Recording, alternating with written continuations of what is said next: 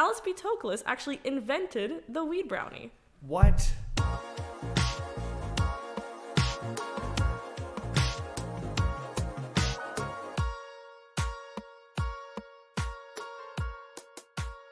Welcome everyone to part 2 of our Graduate Student Spotlight series. You're listening to the QTcast, the official podcast for the Queer and Trans Research Lab, housed at the Bonham Center for Sexual Diversity Studies at the University of Toronto. In part 1, you met our graduate research assistants, Kanika and Elliot. In part 2, you'll meet the Graduate Dissertation Completion Award recipients, Anna Kozak and Camille Rogers. We're also joined by Ezra Skandalaki, undergraduate assistant to the podcast, who co-hosts the interview. But before that, the QTRL is looking for its 2023-2024 cohort, and applications are open now. In the last episode, I read our call out for graduate research assistants and for the Dissertation Completion Awards. These can be found on our website, which is linked through this episode's notes. The lab is also looking for its 2023-2024 Community Leader in Residence and its Artist in Residence. The Bonham Center Community Leader in Residence program is designed for individuals who have demonstrated leadership in community serving and nonprofit organizations and have experience with grassroots organizing and practice. The program will provide 2 year-long residencies to community leaders and activists working on social and political problems affecting LGBTQS+ and BIPOC lives and communities. The residents will work on a project of their choice that addresses social inequality in LGBTQS+ and QT/BIPOC communities. Successful applicants will also actively participate in a variety of events, such as presentations, class visits, workshops, panels, and meetings at the Mark S. Bonham Center for Sexual Diversity Studies.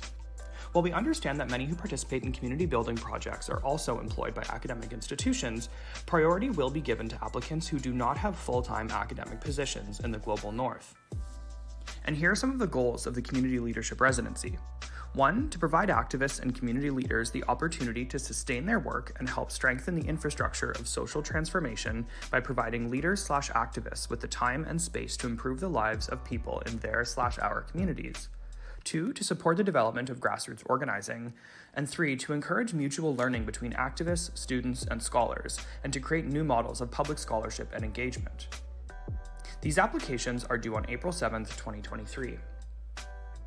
And next up is our call for the Artist in Residence.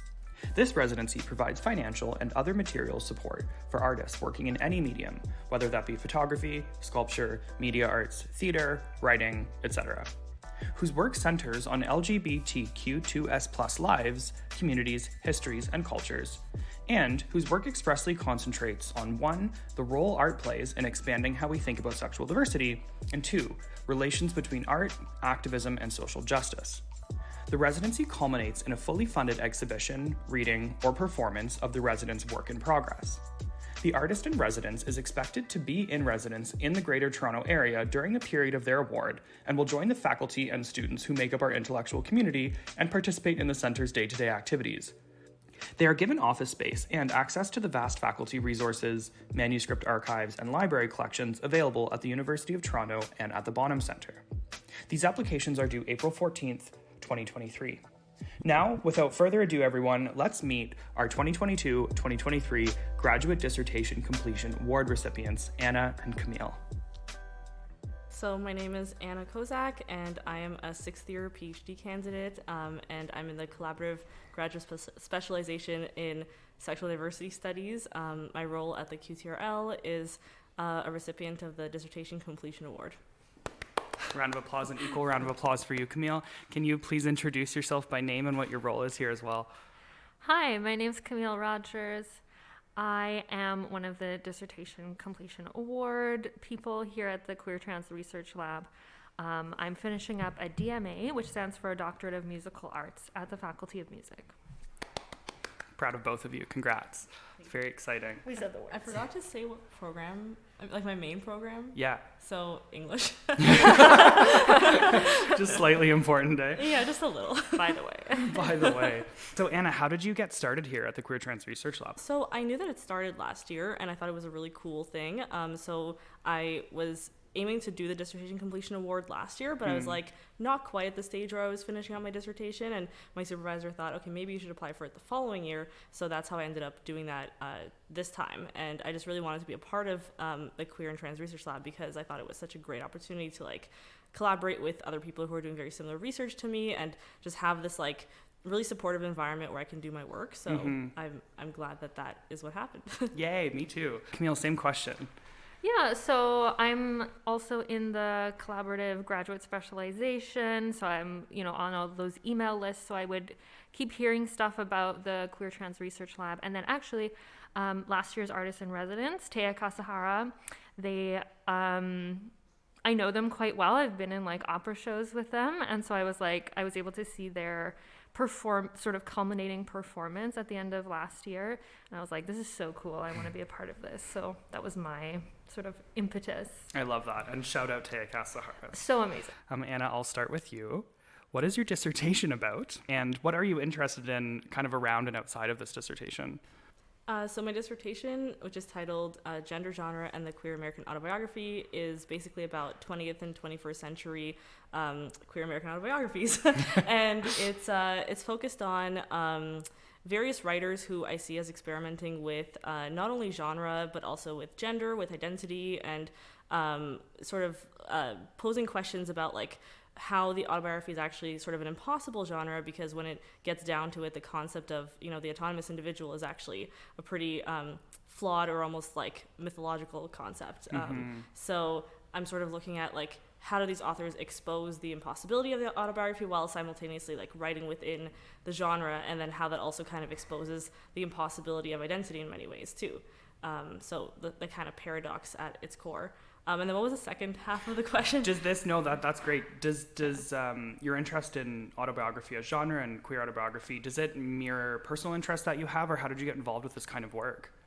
I mean, I would say that honestly, I just kind of ponder these questions all the time anyways.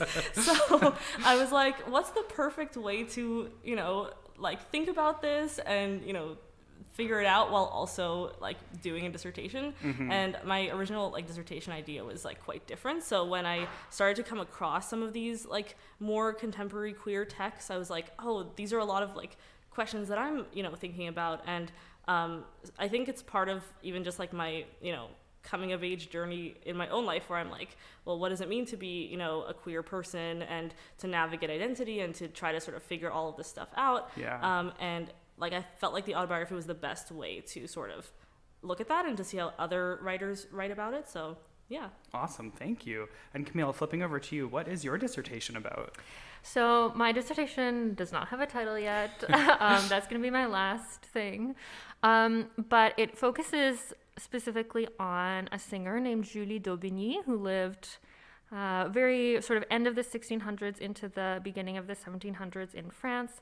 She sang at the Paris Opera and just had the most like wild and adventurous life. She was always getting into sword fights. She had she had lovers who were men, lovers who were women. She was just living an amazing life that it's wild that she was able to live that life in that time period.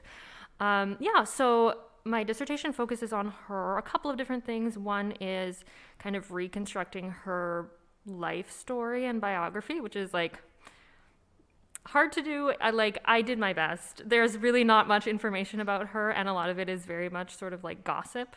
So I have like a vague outline of maybe what happened to her.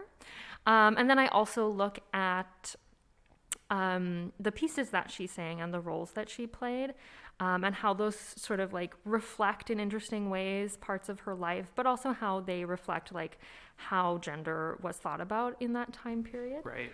And then at the very end, I look into my experience commissioning and performing a piece of music that tries to tell part of her life story. So I was able to perform that as one of my doctoral recitals. I did that in November.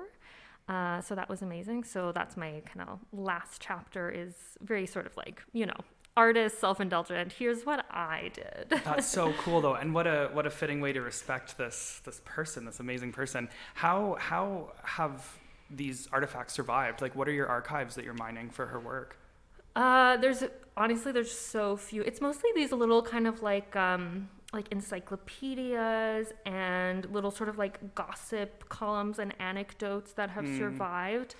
It's so interesting because the vast majority of these sources about her life were written like hundreds of years after. So it's like so much of this has to be speculation. Right.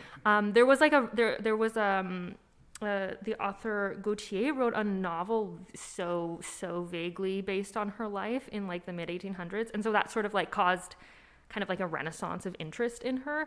And so there were all these biographies written in like the late 1800s, early 1900s, but they're all so like, so I don't know, they're so scandalized by her life that it's like they're very difficult to trust. And then so I've had to sort of like sort through what I think might be true and what I'm like, okay, this is definitely not this is definitely not it.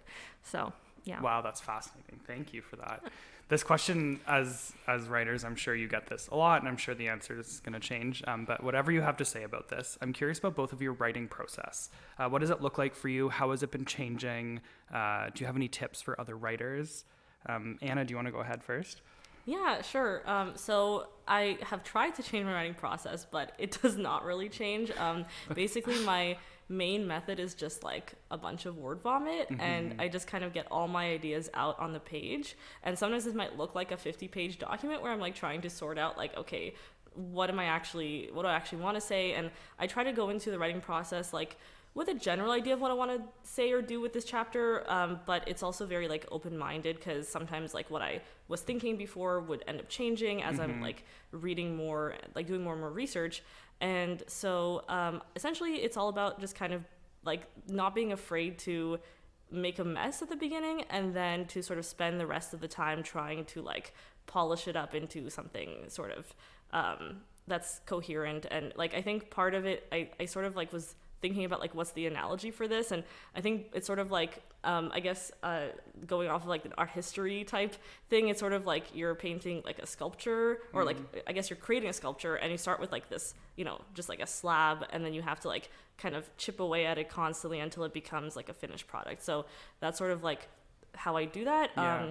And I mean, I try to write consistently as much as possible as well, because that's really like the most difficult thing to do.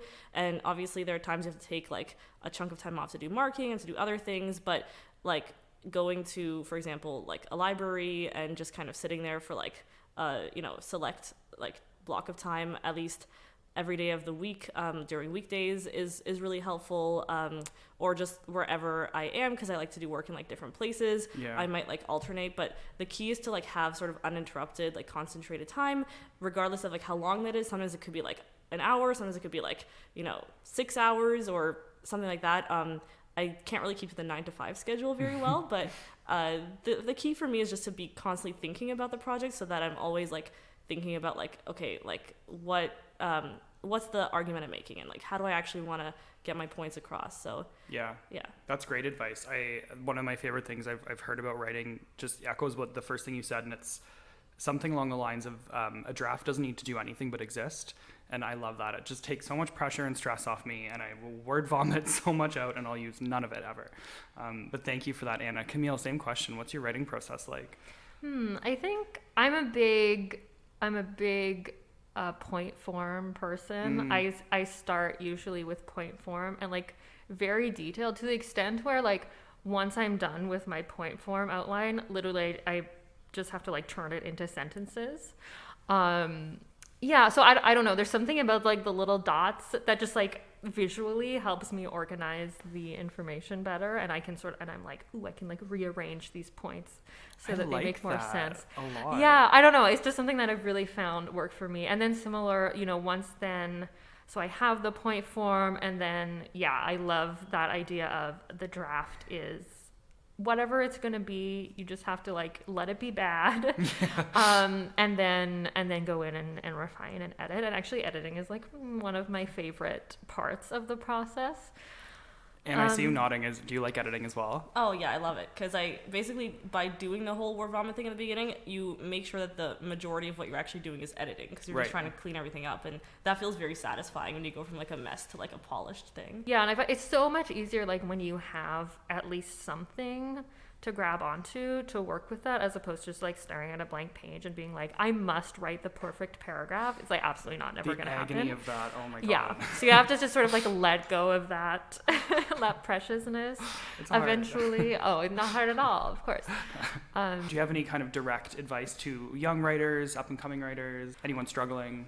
Yeah, I guess I would say, especially coming from, I don't know, just like coming from an arts background, like let it be weird. Like I will truly, this is wild, but I will like, I will read things out loud to myself. I will sort of like, I just like will talk to myself a lot about it, whether it's out loud or not. But truly, if I'm like, okay, if I can explain this to myself, then that, I don't know, I find that helpful to sort of like organize my thoughts. Yeah. But truly, like whatever works for you. And if you want to like draw something about it, like draw a mind map or draw something, letting it come out in more creative ways, even if it doesn't necessarily end up in the dissertation, if that's what you're writing, I think can be super helpful. And also, I mean, like I feel so lucky that I was able to like have a creative aspect to my program as well, so I was able to kind of balance. But even if you don't like allowing yourself those like little outlets, I feel like can be a great way to bring a different perspective to it, because it's not like, okay, this is a dissertation, it has to look this way and sound this way, and it's like, well, what are other ways that you can communicate this information, and then maybe some of that finds its way into your dissertation or it sparks something. Do you have any intentions, so the final chapter based on your own performance, are you going to allow readers to listen to it, or like what is that going to look like for you? Yeah, certainly. So I mean, it was a wonderful, like the Faculty of Music records all of the like video records all of the recitals now. So I like have a YouTube video of it, so I'm definitely gonna submit that so everyone can watch it and kind of follow along. That is so cool. I'm very excited to watch that. This next question I have for both of you, and take as much time as you want to think about this. I'm just curious, what is one of your favorite like tidbits of information that you've come across or unearthed in your research or writing? And you can take favorite in terms of your best, the thing you hate the most, what was shocking, appalling, any of that. Something you like sharing. I actually don't have to think about this much at all, because I literally came across this like last week, and I just thought it was the most insane and hilarious thing. Basically, so one of my chapters is on Gertrude Stein and the autobiography of Alice B. Toklas. And while I was reading this article about that book, it was also talking about Alice B. Toklas's own autobiography, which is actually called a cookbook. And one of the I think the most famous thing that it's actually known for is called the hashish brownie, which is literally a weed brownie. And I was like, oh, that's really cool. This is from like the 1950s. I looked it up, and apparently Alice B. Toklas actually invented the weed brownie. What? Yeah. I was like, I can't believe that like this is something I even get to learn or write about when I'm like doing my research. So that was just hilarious. I loved it. I was like, I can't believe it. Like I learned something new today. Same. Thank you for sharing that. The importance of that can't be overstated. I'm sure. I have to figure out a way to incorporate it into my dissertation, and it'll probably end up as some kind of funny footnote. But I'm really excited to keep an eye out for that. Thank you. Camille, do you have any? Well, I mean, there's like so many, just like the best incidents from Julie Daubigny's life. I mean, of course, like swashbuckling. Yeah, so incredible. Like got into so many duels. Did she ever kill anybody? That's unclear. Dueling was officially illegal in France at the time, and she like never went to prison for it, but also people got pardoned all the time because the king was like, okay, fine, a little duel here and there, why not? Yeah, so it really depended on whether anyone like witnessed it or like how important the person was. So don't know for sure if she killed anyone, who's to say, but she certainly did beat people in duels. Yeah, the most famous story about her is, and unfortunately this is one of the ones that probably isn't true, but that she fell in love with a young lady. This young lady's parents were like scandalized, put the young lady away in a convent, and then Julie went into the convent to rescue her. And they ended up like setting the convent on fire so they could escape. Oh my God. Amazing story. Yeah. Yeah, probably not true evidence. You know, there's other stories like that sort of about different people floating around in that time period, and we don't really have it. It shows up like late Right.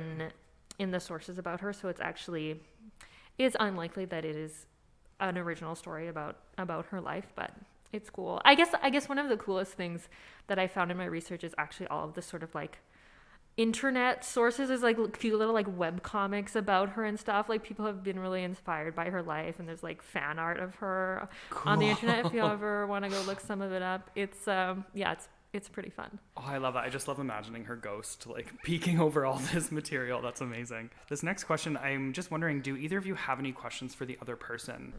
You've already kind of answered this, but I'm sort of curious about like what's the experience of sort of doing this more like creative dissertation project? Like, are you sort of still required to write like the same amount, or are you sort of like interspersing the writing with other mediums? Like what are you actually like? What does it actually look like, I guess, is my question. Yeah, so my understanding is like for the DMA requirements, the dissertation is a little bit shorter because we have performance elements as well. Like I'm done them now, but we have 3 like graded performances that we do. So it's a bit of a balance. So the writing portion isn't quite as heavy. But it really depends on what you make of it. Like some people, the performances are like really connected to their research. Other people, not so much. I was super lucky. My second performance, I actually did an all musical theater program. So I was singing like Disney songs and like Broadway songs, and that was super fun. And I sort of found a way to like link it into sort of like queer theory, because I mean there's so many like queer musical theater composers. There's a lot of Sondheim on that program. Shocking. Yeah. Who knew he was my favorite? Yeah. So, but then this final performance was like absolutely like 100% integrated. Did that answer your question? I think so. Yeah, no, that's amazing. That's really cool. Yeah, I guess on the other hand, I would be interested to know like, yeah, especially like from the English department, what is your process like? Because I would imagine it's all very sort of like subjective, and there's a lot of sort of like, you know, theory and very like nebulous theory. So how do you handle that when like everything is so kind of like intangible? How do you like ground yourself in that? Yeah, that's a really good question, actually. So, like, a lot of the theory that I look at is, for example, like post-structuralist or psychoanalytic, and so it is kind of among the most sort of dense and vague theory you can get. But I guess it also like leaves the door open for really like getting to the heart of the questions about like identity and like genre, because sort of like there's a lot of work out there that like post-structuralist work is all about sort of like deconstructing everything. So it's about saying like everything that you think you know as something that exists is actually like in some ways not real, and so it's all about like opening up that space to really question everything, which I think is very compatible with like queer theory and a lot of other kinds of theories that I'm looking at. So I guess like it helps that my committee is full of a bunch of post-structuralists, so they all kind of can help me. Like if I'm misunderstanding Derrida, for example, in a certain way, they're like, maybe you want to consider talking about this in a slightly different way. It's very hard to fully understand Derrida. I don't know who actually. Oh my God. That's like, isn't that kind of the point? One of my profs was like, well, it's kind of the point. Like they don't want to be understood. Yeah. Exactly. They wrote that way for a reason, which is like, why be so obtuse? why are we doing this? Yeah, exactly. So I basically kind of just like pick the fragments of what Derrida wrote that actually apply to like what I'm doing. So for example, some of the stuff he wrote on genre, I'm like able to apply it to what I'm doing, or stuff about the archive, because I'm looking at like for example, Alison Bechdel's work as a queer archive, and so it's all about like how creative you can be with integrating that theory somehow into the literature, and then coming up with like examples from the text that actually you can use to sort of expand on the theory, or to allow you to like think about both the text but also these much broader questions in a different way. So yeah, it's definitely a huge kind of thought experiment, and that's why it's kind of fun to just like throw it all out there and like really kind of think about it and play around with it, and it's a very experimental process, I would say. Very cool. I'm feeling very inspired by both of those answers. Also, we just found the one like pivot between our research, because Alison Bechdel, her memoir got turned into a musical, Fun Home, and I sang a song from it on my musical theater performance. Song? So the one where she's a kid, Ring of Keys. Oh, I love that song. Yeah, so good. That is so cool. I've actually seen that musical when it was here in Toronto in like 2017 or 2018. I went to it too. It was like one of my one of the only musicals I got to go to before COVID. Yeah, it was so good. Yeah, it was amazing. I cried the whole time. Oh, obviously. I'm actually reading that book for class right now. Oh my god. Oh, So there we go. Connections. Okay, well, this segues nicely. So I'm here with Ezra, who's one of our amazing research assistants for the QT cast. I'm going to hand the mic over to Ezra. Okay, so I have a question for each of you. I'll ask this question to Camille first, which you maybe sort of answered, but I don't know. What is your personal favorite performance you've ever given? And then also, what is your personal favorite performance you've ever seen? Ooh, wow. Okay.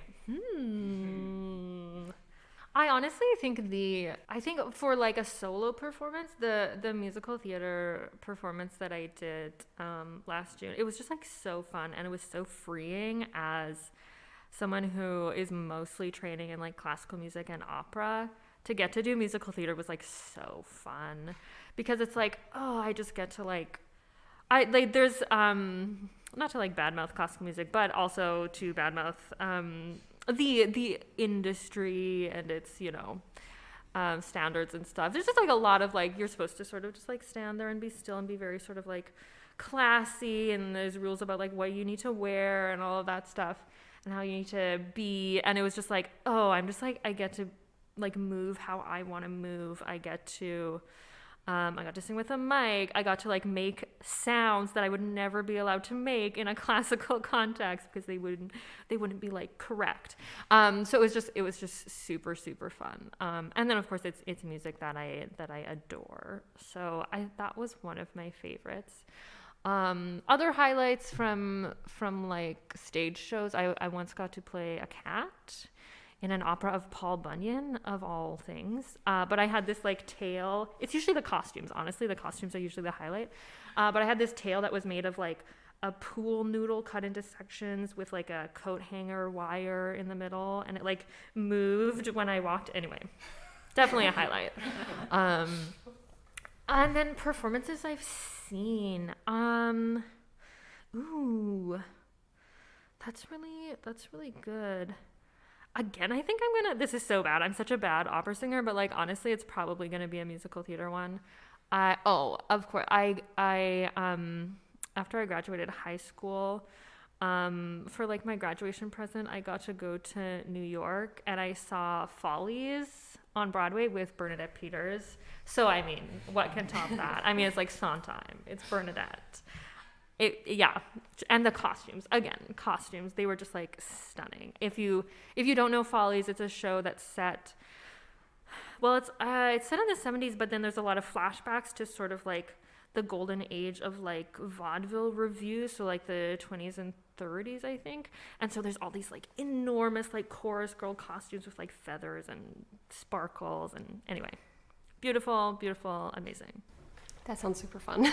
So Anna, I noticed that you've written plenty about like a very diverse array of topics. I kind of like looked through like some of the essays you've written, and there's like so many different like topics that you've touched on within media. But I'm curious about like, are there any like specific topics that really grab your interest? Like maybe you veer more towards like criticisms of capitalism or gender, or Yeah. It's really hard to like just pick one or even a few. But yeah, I think probably one of the hardest things for me to even do when I came to this PhD program was like to actually pick a topic and like stick to it, because I want to write about so many different things, and I'm, you know, so interested in so many different things. So yeah, I've done a lot of critiques of, you know, not just like gender, sexuality, but also like race, class, like a bunch of things. And I guess one of my favorite things to do was like analyze pop culture. So like reality TV, I've done a lot of that. One of my favorite essays I've ever written was like on race and Survivor. So that was really fun. And that essay got like an award when I was in undergrad. So that I read was part of it actually. Oh, you read It's it? really good, Oh, yeah. thank you. Yeah. I highly recommend everybody watches Survivor if you haven't already. But yeah, it's just always really fun to like talk about not just literature, but also all these other mediums. And like originally when I was doing my undergrad, it was at McMaster, and the program at the time, I think they've changed it since then, but at the time it was English and cultural studies, and there was like a separate cultural studies and critical theory like sort of side program, but since then I think they've added that to the communications area, and I think that's probably because it does have a lot to do with media. And even like initially when I was applying to U of T, I put that like I was interested in like the work of someone like Marshall McLuhan, and was kind of interested in things like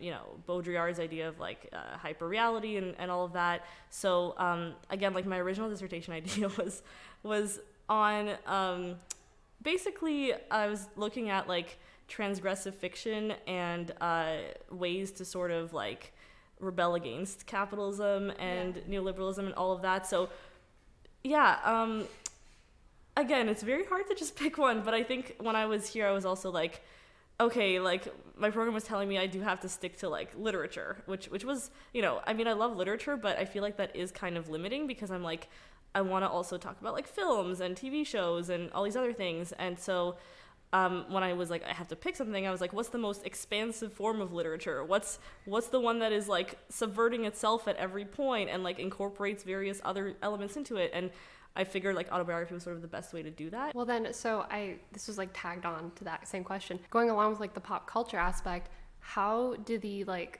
because you do like hyper-focused analyses, right? Where like you really hone in on like one topic. How does that like affect how you consume media outside of an academic context? Like how do you just like sit down and like watch Survivor and not think about that? Or like maybe you do. Like what is that like? Yeah, I feel like I do actually, like when I watch anything, even if I'm watching like, you know, pure trash TV, I'm still gonna be like analyzing like, oh, like, you know, these people have this kind of attachment, or this person has this kind of personality type, or like, you know, this, what would, you know, Freud say about this, right? So, so I think it's just how my brain is, and I feel like I can't really turn it off. So I basically am always going around like analyzing everything, and that's kind of fun for me. So I do tend to like watch something and then I go, oh, I totally have this like idea for an article or idea for an essay, and that's kind of how a lot of those things came about. And I've tried to like hone that in and sort of not do that as much in the past year or two, because I've been like really focused on trying to finish my dissertation and just sticking to like my main, you know, the main quest. But I'm very tempted to kind of veer off on all these side quests, because I'm always like creating these various essay ideas in my head. Yeah, that's really cool. I just, what would Freud think about that is hilarious. Like we're in the sexual diversity studies room and I'm like, what would Freud think about any of this? I make myself sour. I'm like, that's pretty Freudian. What's up with that? That's amazing. Thank you so much. So now we just have our final wrap-up question. How has the Doctoral Completion Award, and also how has your time at the Queer Trans Research Lab helped, or has it helped at all with your process writing the dissertation? I mean, it's been super helpful. Like just on a practical level, the funding is helpful to be able to like focus on that and not necessarily other things like other jobs that I need to pay rent. So that in itself is super helpful. Being able to listen to other people's research, I feel like I've learned so much about, even if it's not like directly applicable to my research. It's just like so cool to hear all of the research that other people are doing in all these different areas. And then lastly, I mean, the piece that I was able to commission, which is part of the focus of my dissertation, I was able to do through funding through SDS. So that was super amazing and super helpful and valuable to me. Awesome. Thank you. And Anna, same question. Yeah, I guess similarly, like on a very practical level, it's been nice to not have to worry as much about money because coming into the unfunded cohort, you start to like worry about like where am I getting my money from. So this being a source of income was really useful, and I also was able to like not take on a TA-ship this past term, which was really helpful because I was really trying to like focus on finishing my chapter and. Yeah.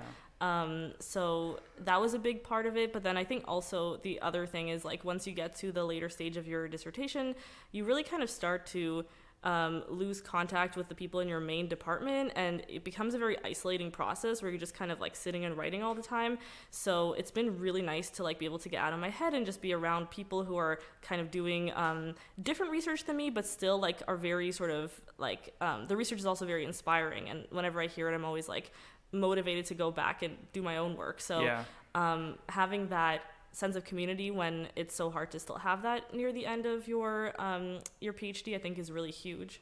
I agree. You got a lot of vigorous head nods when you mentioned the isolating experience in the upper year program. The grad school. Yeah, the drift and the feeling alone. So yeah, thank you both for that. I'm really hoping that anyone out there who's listening who wants to maybe write a dissertation, wants to maybe enter a PhD program, or is considering applying to the DCA, there's been lots of good tidbits from you both, so I really appreciate that. Is there anything that you didn't get to say today that you were hoping to say? I had like a quick response back when Camille was talking about like saying things out loud, like when you're doing writing. Yeah. And I just wanted to add a quick tip, like something I realized like later on and wish I had discovered earlier was actually like the text-to-speech feature, which has actually been a lifesaver because anytime I write like a paragraph, I put it in, text-to-speech, and it just like reads it out loud for me. And that way I can really like process, okay, what did I actually say? Right. Like, does this flow? It helps you spot typos that you otherwise wouldn't have noticed. So that's just been like a lifesaver. So that's a fantastic tip. Thank you for adding that. And without further ado, thank you both so much. Thank you. Thank you.